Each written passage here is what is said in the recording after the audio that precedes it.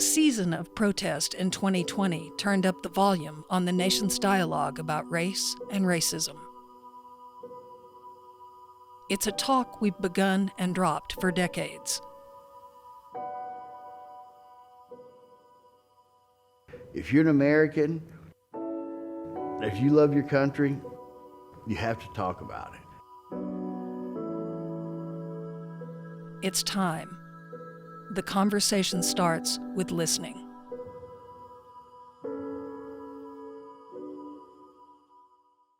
Microaggressions are the everyday slights, indignities, insults, and put-downs that people of color experience in their day-to-day interactions with well-intentioned individuals who are unaware that they are engaging in a demeaning or offensive way towards individuals of color. Microaggressions are really reflections of implicit bias, the racial bias that is outside the level of conscious awareness, so that the person who is making a microaggression or behaving in such a way is oftentimes unaware that that is occurring in their interactions with others. Whenever I finish giving a presentation in front of a large audience, it's not unusual for people to come up to me and say, "Professor Sue, you speak excellent English." The way I respond generally is, "Thank you, I hope so, I was born here." Now, here is the dilemma of a microaggression. The perpetrator thinks that they're complimenting you, but the hidden or meta communication that is being received by me is that I'm a perpetual alien in my own country. I am not a true American, and that's why I respond that way. When I overhear or I am told in a conversation after I deliver a presentation or a speech or a participant in a forum, and then the word is always, "Oh, you are so articulate. You are, he is so articulate, or she is so articulate." That is the phrase that really inks at me more than anything else. Is it kind of because the words "for a black person" are in parentheses at the end of that? Without a doubt, without a doubt. Microaggressions can occur non-verbally. African Americans tell me that when they enter an elevator and there is a white passenger, man or woman, that the moment they enter the elevator, there'll be this tensing up. I've gotten on elevators in downtown Amarillo in a suit and tie, and the little old white lady's clutching her purse, about to pass out. She pulled over to the corner and grabbed her purse like this. I think that says it all. I didn't want anything she had in her purse. I wasn't going to grab her purse, you know. But that's what it means by living while black. Because in her mind, I could, no matter what I did, how I dressed and how I spoke, I'm still that black thug. All I know is that, you know, it's ever since I can remember, it's not a shock to me to walk beside a car, you know, just entering a grocery store or a retail store and have someone immediately, you know, you hear the click of the locks or the windows roll up as if I'm going to try to reach in or grab the door handle. If you ride the subways, if you want to find an empty seat, look for where a black passenger is seated. It's always nearly empty. You're sitting in a seat on an airplane and the seat next to you is open, they'll look at it and walk past you. That still happens to this day, you know, and they'll sit in the seat behind next to somebody that's of the same race. It's a nonverbal communication that white people are fearful, whether they are conscious of it or not. So I've never stolen anything. I've been I was a very quiet, shy kid. But the amount of times I've been followed in stores just in Amarillo alone kind of speaks on that. you're just treated a little differently. When I walk in the store, they don't ask me if I need help, but they ask the woman that walks in right after me if she can, if she needs anything. I could buy anything in the store, but instead of helping me find something to buy, you're worried that I'm going to steal something. I was on a trip with the Tascosa Choir, choir. And we're traveling on a trip. It was the end of the school year. I went in Banana Republic, and I don't have a criminal record, never been to jail, never been to juvenile detention, never had any trouble with law enforcement or anything, never been in any kind of trouble of that manner. And at that moment, I got followed around by a Caucasian lady because I guess the way I looked and suspicious that I may steal. Once again, that feeling, I've had other moments, but that feeling at that moment was crushing for me. Microaggressions are constant and continual. They occur to people of color from the moment they are born until they die, from the moment they awaken in the morning until they go to sleep. They are cumulative. They're constant reminders of a person's second-class status in the society, and they are symbolic of past historic injustices. For example, the enslavement of African Americans, the taking away of land from the indigenous people of this country, the incarceration of 110,000 Japanese Americans, citizens, 2/3 citizens by virtue of birth.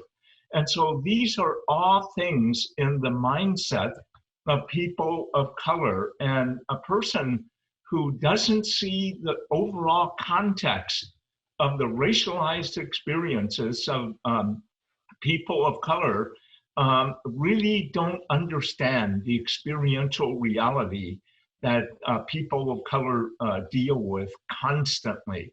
A microaggression has macro impact. When George Zimmerman killed Trayvon Martin, he was operating from a microaggression that as a Black youngster, that they were up to no good and he profiled them. Well, that's a microaggression, but what was the outcome? The death of Trayvon Martin.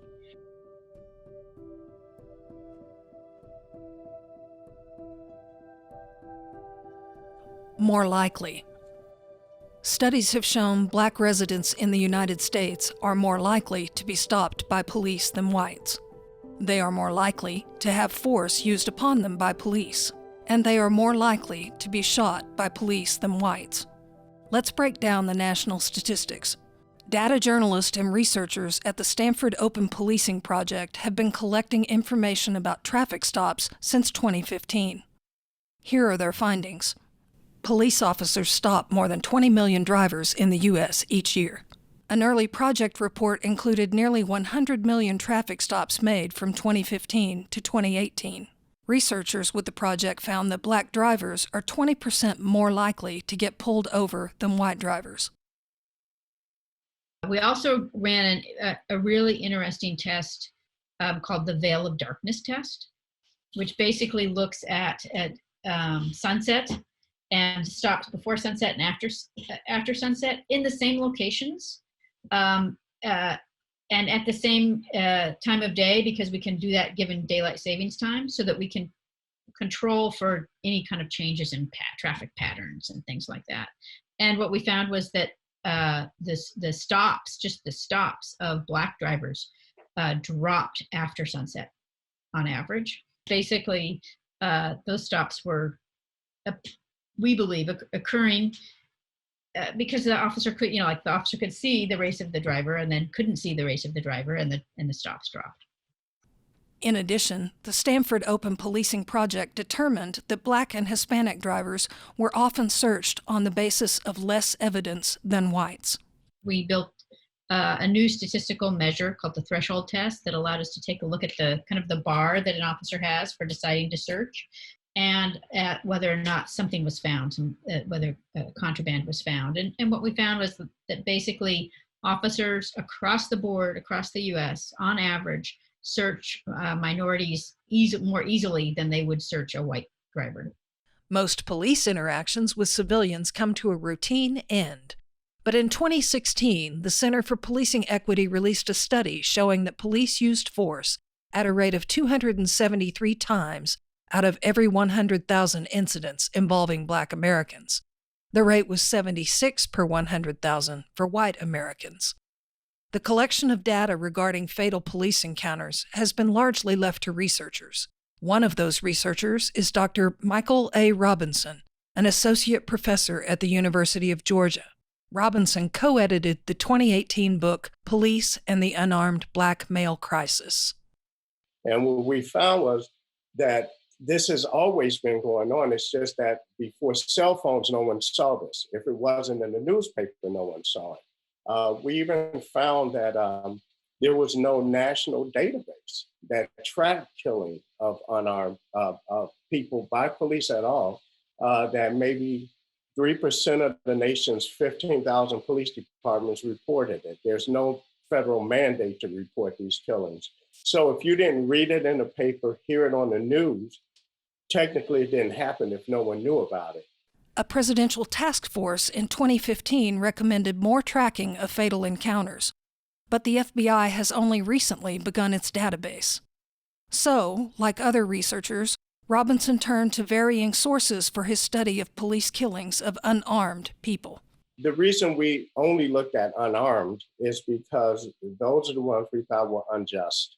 There are two publications that began tracking the data roughly 5 or 6 years ago, the Washington Post and also the Guardian newspaper, which is the oldest European newspaper.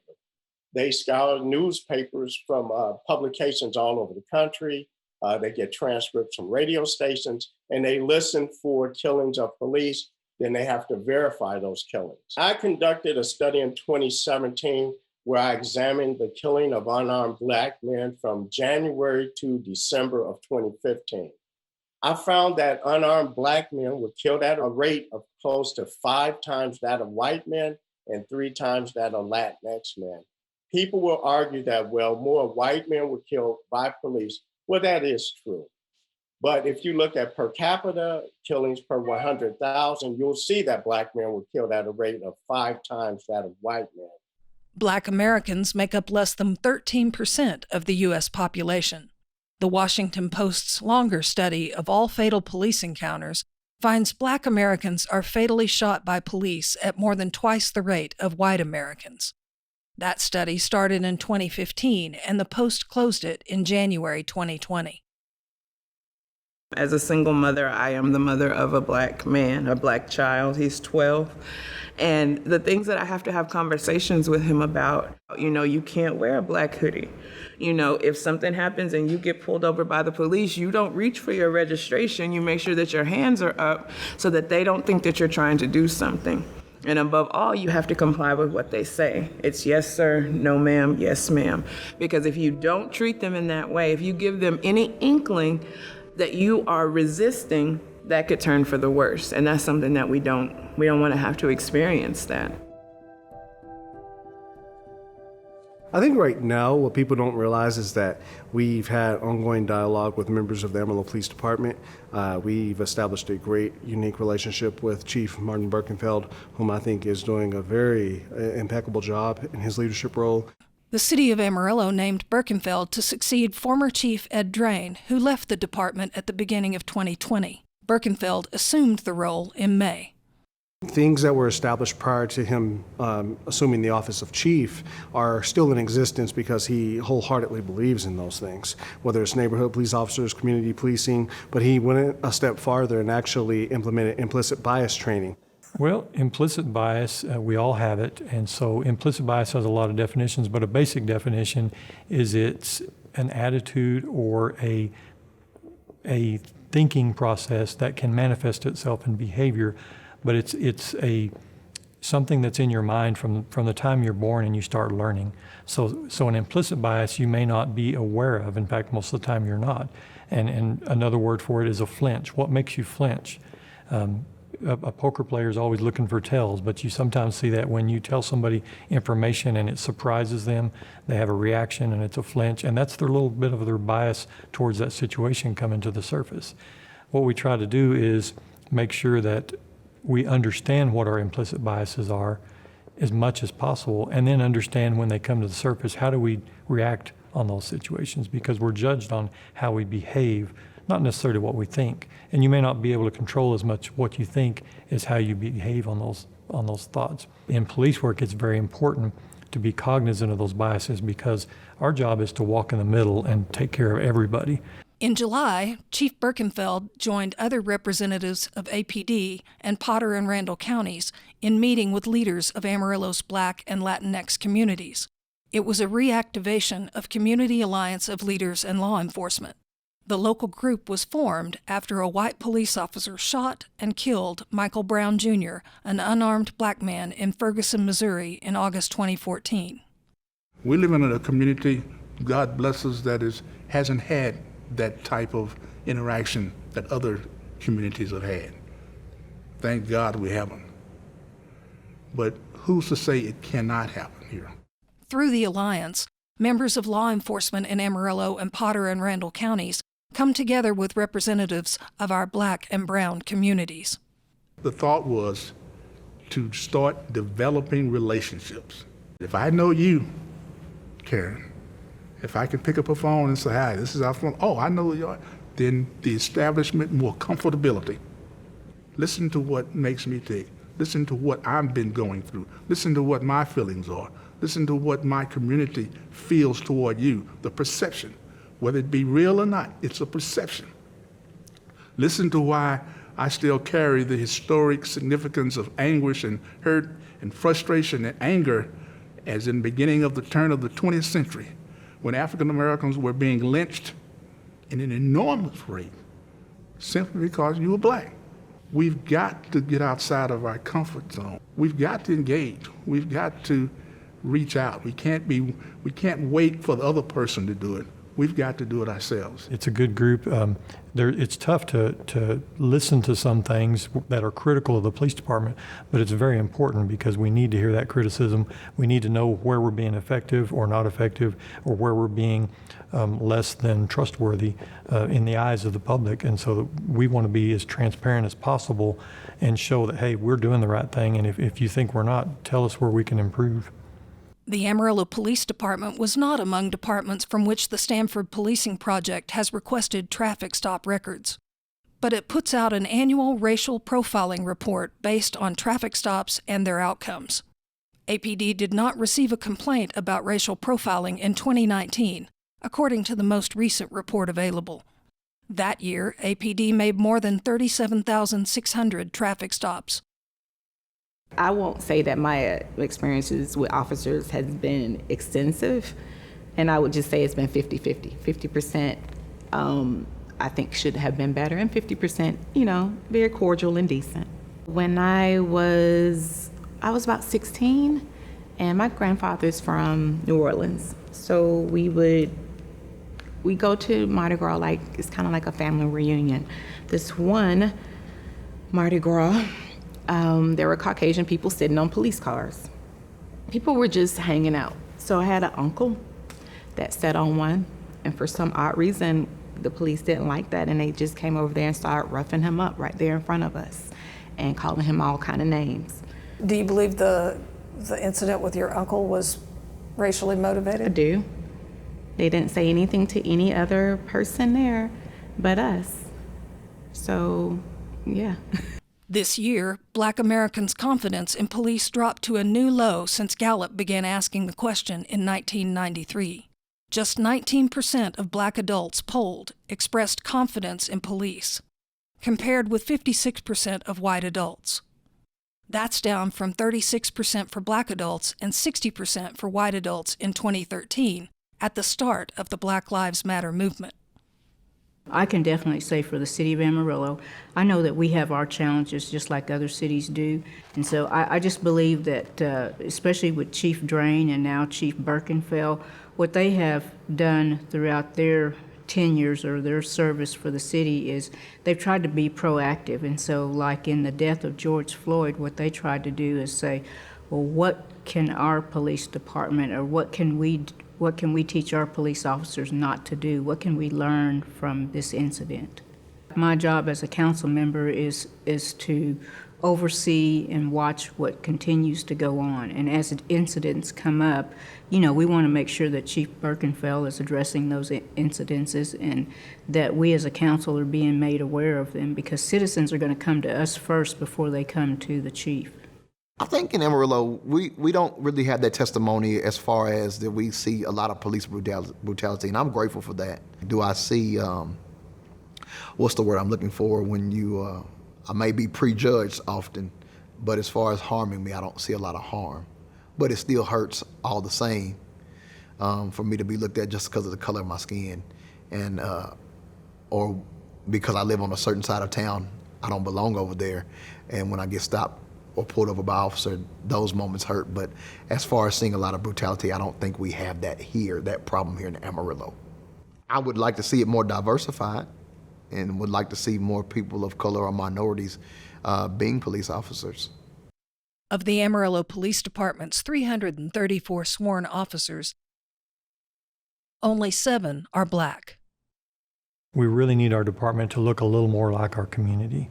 And I think that when we have people of color, when we have more women in law enforcement, it really enriches our organization because of the knowledge that they bring and the different backgrounds that they bring and the different perspectives on law enforcement that they bring. So that is one of my major goals. We recently established a recruiting team within just the last month. And it's a little different concept than what we've done in the past. We've always had recruiters, but we've not looked at it as a team concept. The team is very diverse, and it was volunteers, but it's people who came to us, some newer officers especially, who said, hey, I want to help recruit. And so we're very hopeful. I've told them their marching orders are to look in every corner of Amarillo, make sure that we're not missing out on opportunities for recruitment. I've known probably 5 young men right now that want to go into the field of law enforcement, but because of everything that's going on right now, they're afraid of the backslash, yeah. Jackson and Potter County Constable Idella Jackson are unrelated colleagues in law enforcement. As officers of color, they hold unique perspectives. Unfortunately, on my black peers, considered, most of them, not everybody, I look at me as a traitor. They feel that, if you're African American descent, why would you work in a field they consider the enemy? And law enforcement is not the enemy. We're here to serve and protect. Overall, officers are awesome officers. It's just that we have those bad apples. How does what's happening today make your job harder?